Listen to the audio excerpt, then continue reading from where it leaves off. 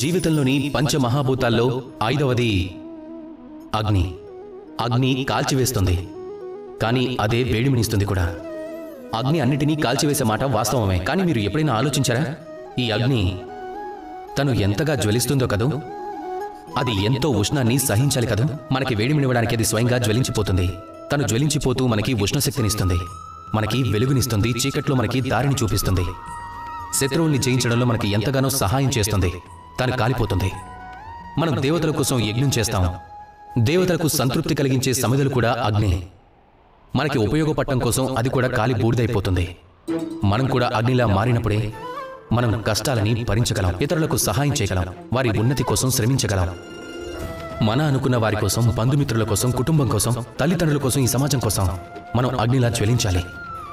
కాంతిపుంజంగా మారాలి, అందరికీ మార్గదర్శనం చేయాలి, మన వెంట నడిపించాలి.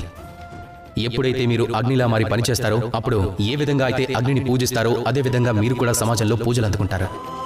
ఎలా అయితే అన్ని శుభకార్యాల్లోనూ, అన్ని పూజల్లోనూ, అన్ని యజ్ఞాల్లోనూ అగ్నిని గుర్తు చేసుకుంటారో, అలాగే మిమ్మల్ని కూడా గుర్తు చేసుకుంటూ ఉంటారు.